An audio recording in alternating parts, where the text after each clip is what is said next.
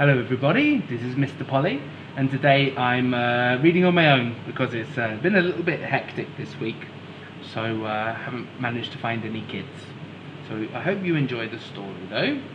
Today we're going to be reading a book called The Brilliant Bugologist by Janine Scott, illustrated by Lorenzo van der Lingen.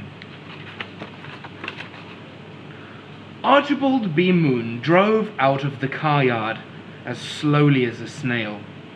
He'd called his new orange car Firefly. His last car, Ladybug, had sunk in quicksand in the Amazon jungle. The car before that was called Grasshopper. It had disappeared in the Bermuda Triangle. Archibald didn't have much luck with cars. Archibald was driving home to prepare for his next expedition, to find the rare blue butterfly of the Mulumunga. His helpers, Daisy and Rob, loaded the boot and roof of Firefly. There was enough food and drink to last them 9 3/4 days. "We're off!" Archibald shouted, when everything was packed and tied down. "Are you sure we've got enough food?" asked Rob. "We can always eat dung beetles if we get hungry," said Archibald. "Or suck on dew beetles if you're thirsty," yelled Daisy from the back seat. Daisy was small, but she had a loud voice. Rob gulped at both thoughts. Archibald waved goodbye to his neighbours, and Firefly flew off down the road. 2 huge butterfly nets flapped around the car like giant wings. Mulumunga was a long way off. Firefly zigzagged south for the next 5 days. Rob looked at the map every 9 minutes. "You don't need that map," said Archibald. "Follow your nose." "Mine is pointing straight ahead." "Everyone's nose points straight ahead," laughed Rob. "I know the way, so I'll drive," yelled Daisy. Daisy drove Firefly for the next 257 kilometers. Rob studied the map. Archibald had read everything he could find about the blue butterfly of Mulumunga. No one had ever taken a photograph of it, but 2 words stuck in his mind: shimmering and glimmering. At that moment, Daisy called out, "Something up ahead is shimmering and glimmering. We must be here." The shimmering and glimmering things turned out to be the Mulumunga fireflies. "These bugs make great lights," said Archibald as he put up the tent.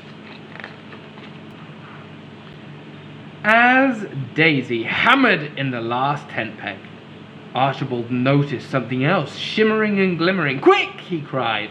"Catch that butterfly!" "Wait!" said Rob. "How do you know it's the right butterfly? It shimmers, it glimmers, it's a butterfly, and we're in Mulumunga," said Archibald. They followed the butterfly deep into the Mulumunga jungle, and they lost it. "There it is!" yelled Daisy, pointing into the darkness. "Yes, but it's not the one we're looking for," said Archibald. "That's the green butterfly of Tipipunga. It glimmers and shimmers, but it's not rare at all." "It looks like it's going to be a long expedition," said Rob. Chapter 4, Going Batty. "It's getting late," shouted Daisy. "We'll have to find somewhere to sleep. We can walk back to the campsite in the morning." "Let's try this cave over here," said Rob. They marched into the cave and found a dry place to sleep. Suddenly, Rob started screaming, "Ah!" When Archibald and Daisy looked around, they saw hundreds of shimmering, glimmering bat's eyes. Rob ran out of the cave. "Oh, we have to stick together," said Archibald. "He'll get lost in the jungle." "Just follow his screams," said Daisy. "We'll soon find him." They found Rob and decided to sleep under the shimmering, glimmering stars that night. The next morning, they walked back to the camp. I think we're about halfway through the story, so what I will do is end it here on this video, and then we'll have another one later on. So look forward to seeing you for part 2. Bye bye.